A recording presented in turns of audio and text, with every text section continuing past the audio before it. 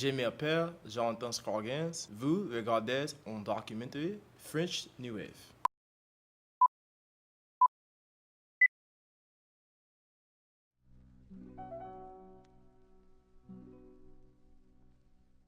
I'm Marion Luntz. I'm happy to be talking to you today. I'm the curator of film and video here at the Museum of Fine Arts Houston. I have been probably doing this for 26 years. We show films at the museum, about 200 films a year in our Brown Auditorium. It's a very diverse selection and lots of French films, so I'm glad you asked me to talk about the French New Wave. How exactly did I develop an interest into the French New Wave style of film?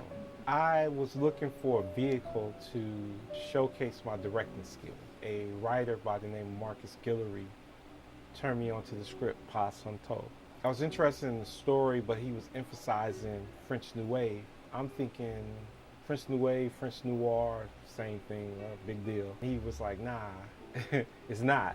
I also truly don't believe French New Wave is actually a particular style of film, because when you trace the roots of French New Wave, it's not rooted in a particular style of cinematography. I think sometimes we get caught up in the technique behind it. We don't realize sometimes stuff is defined by the time period. French New Wave was more about the social issues and the anxiety of it. This is a new generation that's post-World War II. They're trying to express themselves. And this is the height of the Cold War era. So, there's a level of repression these students face and these filmmakers were faced, and how their art was viewed. So French New Wave was more of an iconoclastic resistance against the traditional methods of cinematography and of French culture. It was a really galvanizing moment in film history.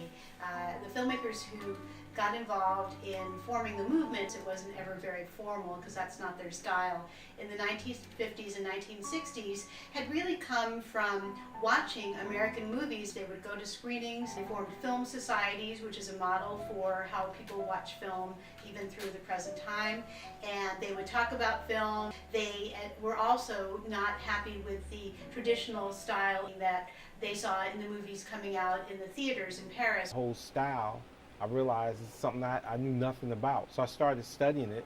And as I started studying it and learning about the Young Turks and how they changed America's cinema from France, I was really intrigued. I realized I had been really spoiled because my knowledge of film as it is today lends from the French New Wave style, especially me being a music video director, could be French New Wave style because of the jump cuts and the rapid editing. The reason why I believe the French New Wave has stood the test of time for so long is because when you think of, it's like with anything that's rooted in youth culture, it's always gonna find a way to reinvent itself and find relevancy in the present day. With French New Wave, you're looking at a style of cinema that's pretty much, it gave us so many great classic movies that are current now, like Fight Club references a lot. Shit. Answer me, why do people think that I'm you? I think you know. Because it's a very disjointed story that you may not believe the actual storyteller in the movie. So they went in a very original and fresh direction. They wrote for a publication called the Cahiers du Cinéma, which still exists today and is a magazine of film reviews and film criticism that has been very influential. So a lot of these filmmakers came from writing about film and watching film to saying, I want to make films in a very original style, and that is really how they came together. Oh, I have absolutely learned along with the students, because a lot of you guys are turning me on to things that I didn't know. I thought it would be a great opportunity as I was discovering French New Wave to also discover it with the students for that very purpose. I realized that I can't learn everything. And when you do things as a group, other people find things that you didn't find or raise ideas that you never thought of. I feel like French New Wave was able to teach American filmmakers how to tell stories that are cohesive yet disjointed, which is kind of an oxymoronic statement. You look at how traditionally American filmmakers, much like American books, where it's beginning, middle, end, and you have a set protagonist, set antagonist, and a rising action. Whereas with a movie that references French New Wave very heavily, like Pulp Fiction. Don't you hate that? Hate what? Uncomfortable silences. It's pieces of a story that involves people who are interacting with each other, not physically in front of each other, but their actions affect the next person, the next panel, or the next scene. or in some cases, days later. One aspect of the French New Wave that was coined by American film critic Andrew Sarris is what's called the auteur theory, or the author theory. You know, directors from Spike Lee to Quentin Tarantino, Martin Scorsese. What they brought to editing was a breaking of the rules. Whatever books that said this is how it had to be done, they burned them. Breathless is too hip for me. I come from Lower East Side. I'm an Italian-American guy. It's too beatnik. It's like, you know, bohemian. It's too cool. I liked it. I don't know what the hell was happening in it.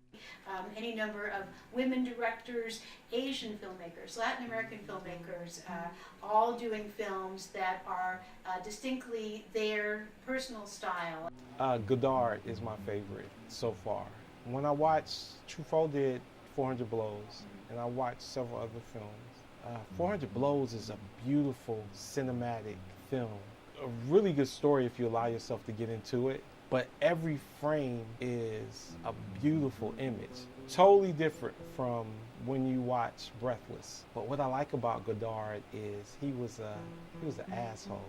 And maybe he wasn't, but that's how I interpret him. My favorite French New Wave director he's actually slightly post-French New Wave. His name is Jean-Pierre Melville, and he directed the classic movie Le Samourai. And that was a movie that was drastically different because you see the name Le Samourai, think this is gonna be a sword fight movie, and really it was a story of a hitman.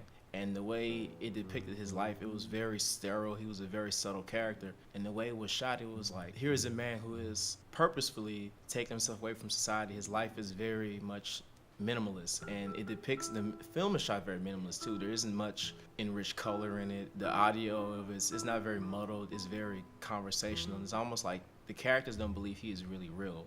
And I felt that's why I enjoyed the movie so much. Truffaut book here, just for a little show and tell, is my absolute favorite of the French New Wave directors. He started out around the same time that Godard made Breathless. Truffaut made the 400 Blows, Les 400 Coups, and went on to do a whole cycle of films with Jean-Pierre Léaud, and it was kind of an autobiographical character named Antoine Doinel. This is in his 20s, but 400 Blows, Antoine Doinel is a young boy. He leaves his family, he gets into a lot of trouble in school. The style of filmmaking, this was a black and white film with really a great soundtrack. French New Wave filmmakers were interested in jazz and pop music and just very unconventional styles of filming. There was handheld, kind of mimicked silent film, I would say, in a particular way. He was a maverick, and in him being a maverick, he had a specific way that he was doing his films. He would change filmmaking the way that he saw it. I like that.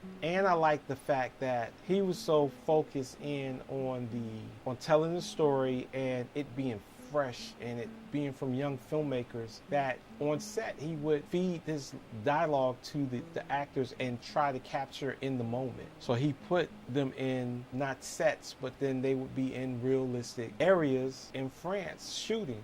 When it comes to movies, filmmakers like Michael Bay and Quentin Tarantino, I think people are just genuinely intrigued at the way Quentin Tarantino has used dialogue to tell stories, in a sense where his movies are very dialogue heavy, which is like a lot of French New Wave movies where, you know, you do see these long periods of conversation between characters. And I feel like people in today's modern cinema where we're all big boom, boom, blast, explosion, this here and there, you know, everything's a box office movie. We do need something that says, okay, let's focus on the actual characters. Let's develop them through not their actions, but through their vocalization of their feelings. I think you could, don't be afraid to make mistakes. Something that you think is a mistake might not be a mistake. I think there's a lot to be said for the spontaneity of filmmaking. You might want to try shooting in black and white, because certainly a lot of those films were black and white, and that's not maybe something that students do that much these days. You know, I think just kind of have fun with it, make your actors feel comfortable. I don't think the New Wave directors put a lot of money into sets and production design and art direction. I think there is a real natural feel, so I would encourage you to just shoot with the resources that you have available to you, which are words to live by for anybody making a film early in a career as well. The impact the French New Wave has made on the modern film industry is everything it makes the film the viewer part of the film.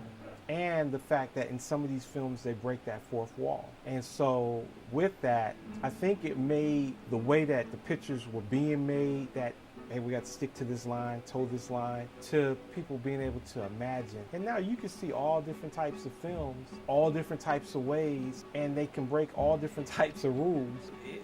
It's in the fabric of American filmmaking, and you can feel that. Many times, you know, you watch a Quentin Tarantino movie and say, okay, this guy isn't exactly right in his mind, because you listen to his dialogue and he rambles, or he doesn't act very coherently. And I think that's something that he adapted from French New Wave that was very unique, and I feel like it's very purposeful because it helped him as a storyteller, because Quentin Tarantino is very heavy-handed sometimes. And I think with Michael Bay, when I think of Bad Boys, when I think about it, there was a level of the comedy that they used was very, this is awkward on purpose. Like, you know, some of their jokes amongst each other was awkward. You could tell that the Duragonist, the young lady in the movie, she was like, okay, these guys are kind of weird. Their friendship isn't like how I associate normal male friendships. But hey, they're great filmmakers, and I really feel like, you know, due to the French New Wave, it allowed them to become who they are. French New Wave is unique, innovative. It's for gangsters. Gang, gang. Avant-garde. Creative. Rebellious. Freedom. Not the norm. Gang, gang. I wish I could have been like, French New Wave is rebellious, and then somehow just